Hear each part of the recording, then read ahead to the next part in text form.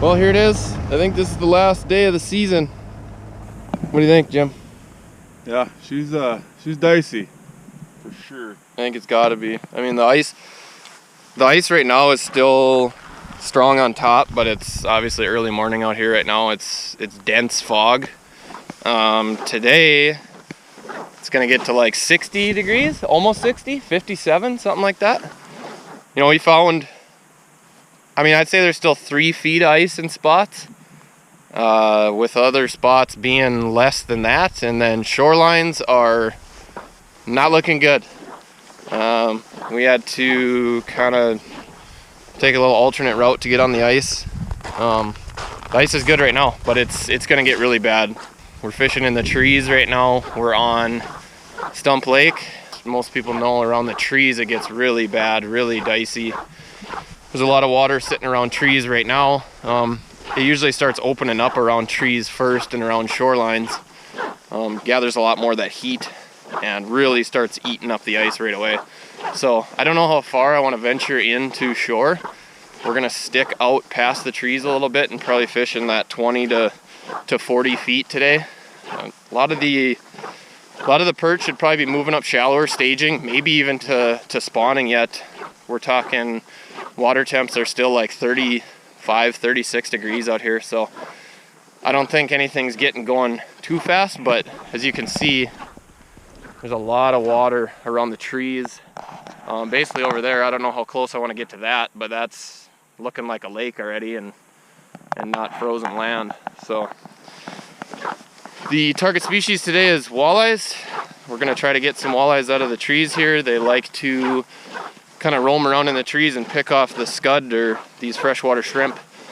That'll be the bait of choice today. Will be a wax worm or plastics. And like I said, this is gonna be the last day for me anyway. After that, I'm getting the long rods out, so stick around.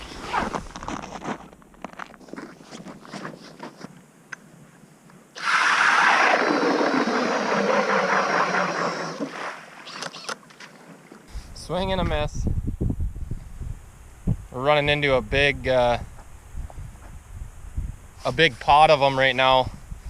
Most of them are pretty small, but it's kind of a sorting deal right now. They're all, seems like they're transitioning up from about 30 to, see, that's a really small one. They're transitioning up from like 30, 40, I mean even 50, 60 feet right now, and coming up to these shallower basins with the trees. We're in 27 feet right now, and there's a lot of fish here, but like I said, a lot of them are smaller. But the big thing is they want meat. We've tried plastics. They didn't really give us the time of day. They'd come take a sniff.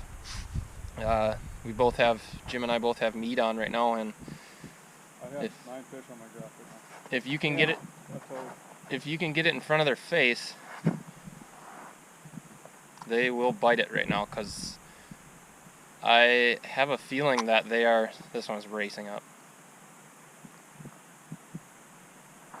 I have a feeling right now that they are potentially in spawn or almost there. So there is a lot of fish on this basin right now, and the big key is to get it back in front of their face. The tough thing about, another really small one. The tough thing about the meat fishing though is you're gonna have to bait quite a bit. But if you're able to get back down as fast as you can, and a free fall like this is pretty integral in getting back in front of those fish. See if we can snap up a few more.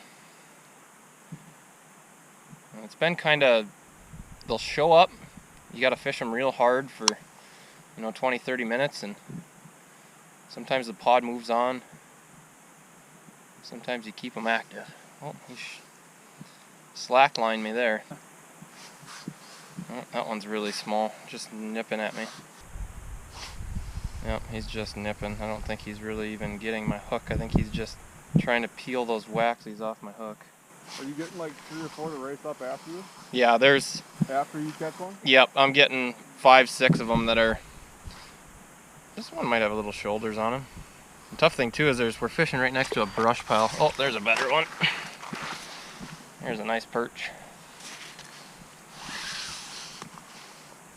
Big thing too is when they bite, you want to get them out of there right away.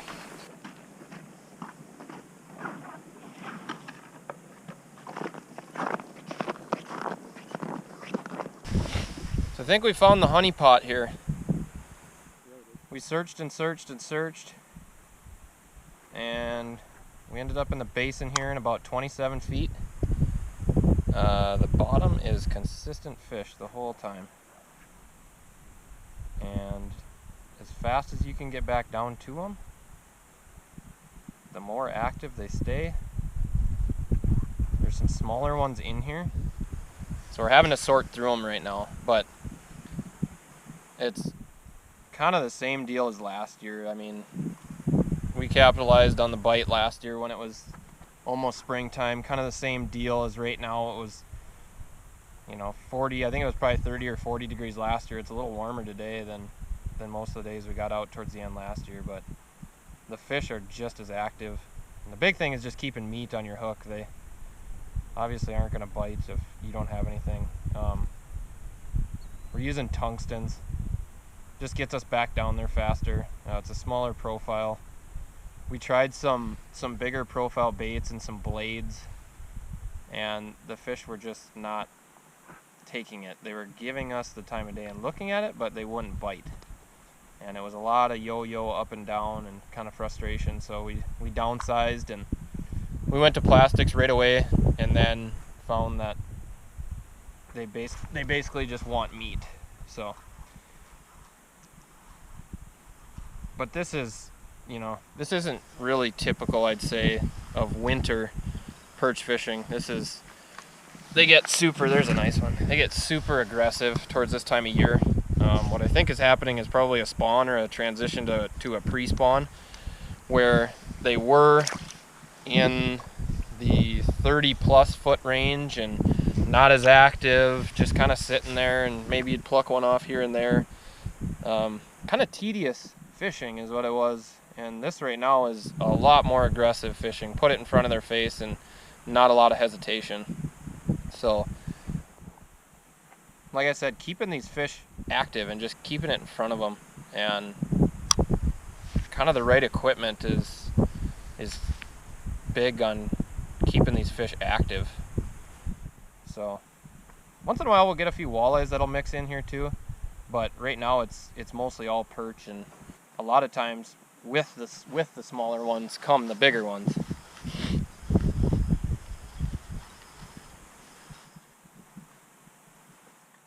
There is your small one. Pretty much as fast as you can get back down there, the more fish you're going to catch. The more fish you're going to keep in that area.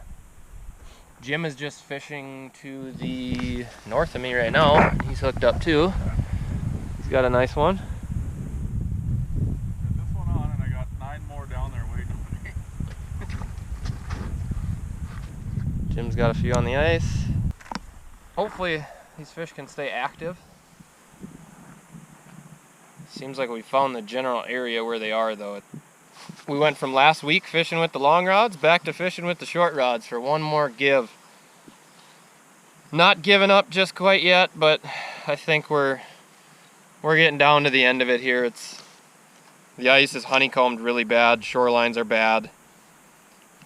We got a lot of running water out here today. Not real confident in going up in any water less than 10 feet around the shore. Having 2 or 3 down there at one time too is kind of a competition deal, and fires one up and gets him going, or gets the one going that was looking at you. A lot of the times you'll get these little fish will just peck at your bait, and if I'm missing a few fish and I'll go back down to them and I'm not getting that same reaction I was getting while I was catching fish, I'll reel back up as fast as I can and try to bait up as quick as I can too to get back in front of them. Because you never know if they're going to stick around. They could move out. GoPro, stop recording.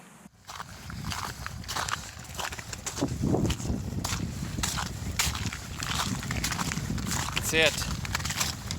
I'm sad. The last walk.